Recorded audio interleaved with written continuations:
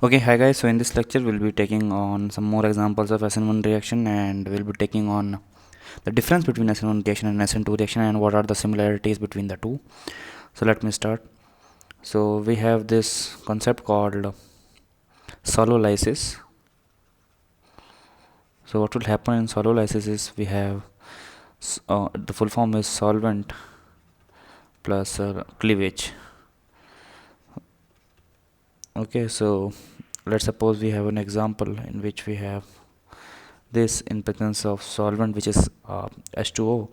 We have this as the product formed. So this is known as this is known as hydrolysis.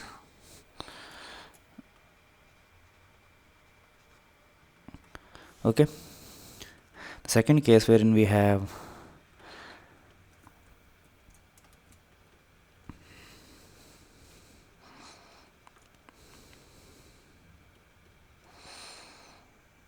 in which CH3O minus will be actually attacking, this is the solvent only, it would be attacking after the RDS step, which is the formation of carbocation. So this will be the formation of carbocation, and after that OCH3 will be attacking on it. So this is known as methanolysis.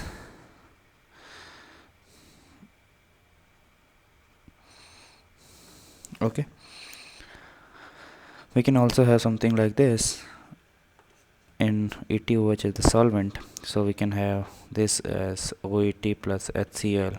So it would be the example of etholysis or ethanolysis. Okay, so if we talk about actually SN2 reaction, this was the example of SN1 reactions. SN2 reaction, a presence of strong nucleophiles is actually required to actually push the or break the bond between the halide and the carbon atom, and at the same time make the bond between the nucleophile, this nucleophile and the carbon atom. So for the same reason, we for the SN2 reaction to have a good yield, we need to have a presence of strong nucleophiles in them, and the examples of strong nucleophiles are CN minus, I minus, SH minus, ACO minus, this, and RO minus. Okay, so we can also have some reaction of this type which favors SN1 reaction, and wherein we have RBR and it is under a solvent called moist Ag2O. So I want you to know that in the moist Ag2O conditions, Ag plus and OH minus actually develops, and the reaction would be first the carbocation formation would be there, this would be the RDS, and then the OH minus, which is formed because of the moist Ag2O, will actually attack on it and form ROH. Second example of this category can be a chlorohexyclohexane. Again we pass on with moist Ag2O as the solvent. Again we have a SN1 reaction in which OH would be replacing Cl. Okay, so now let us discuss the difference between SN1 reaction and SN2 reactions. So SN1 and SN2. Okay, so the first case would be rate is actually proportional to the concentration of halide in SN1 reaction, and rate is actually proportional to concentration of halide as well as the concentration of nucleophile. So halide and nucleophile. Second is it is a unimolecular reaction, and it's a bimolecular reaction.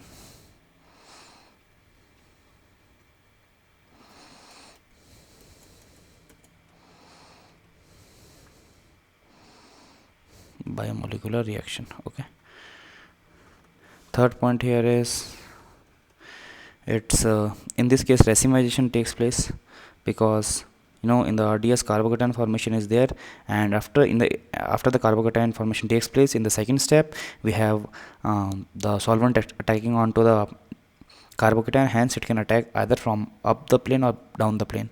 So racemization takes place here, and in SN2 reaction actually there is no scope for the racemation to take place, because the incoming nucleophile attacks the carbon atom at the same time when the halide will be, or the halogen atom would be uh, cutting off from the carbon atom. Hence inversion will take place here. Inversion takes place here.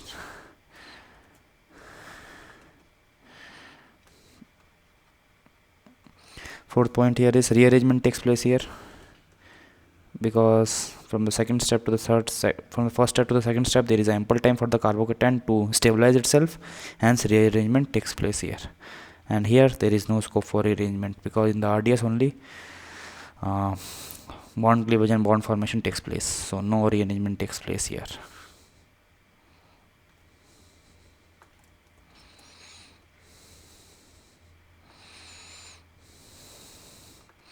Okay, so in the fifth point we have this takes place in a polar protic solvent. Hence polar protic solvents actually favors SN1. Polar protic solvents favors SN1, and in this case polar aprotic solvents favor SN2.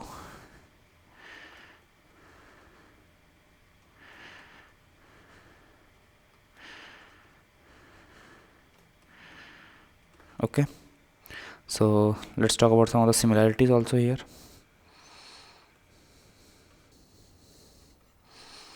So similarity is the leaving groups has the same effect on SN1 and SN2 reaction, because RDS of both the reaction actually involve carbon halogen bond cleavage. Hence let me write it down as a note that leaving group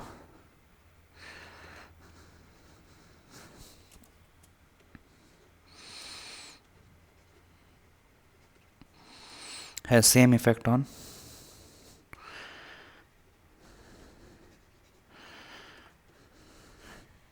SN1 and SN2, because RDS of both the reactions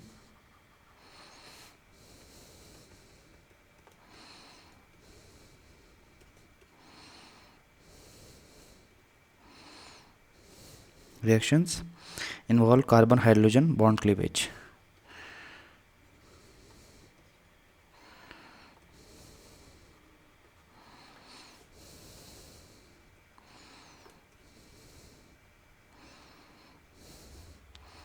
Okay,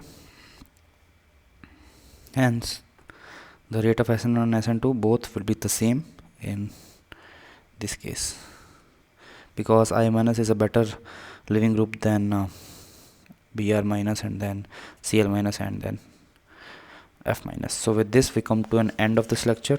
So from the next lecture we will be seeing some of the examples of the comparison of whether the SN1 and SN2 reaction will take place in the compounds or not. So before leaving, just me write one more example, because we discussed more of the theory in this videos. Let us draw the SN1 and SN2 compound for the following. CH3 here, we have H2O here, which is SN1, and we have presence of a nucleophile. For SN2 we can actually have aqueous KOH or I minus C minus Cn minus acetyl acetate ion or HS minus. These are the examples of all strong nucleophiles. So in this case, as I wrote, that racemation will take place in this case because of the OH can actually attack from both above the plane and below the plane. So diastereomers will be formed in this case, and in this case we will only have one product formed, as the OH minus will attack from below the plane and the inversion will take place. So this is only one product form. Okay, so with this we end this lecture. We'll end this lecture, and in the next lecture we'll be seeing some more examples and the comparison of SN1 and SN2 reactions. So till then, good luck and goodbye.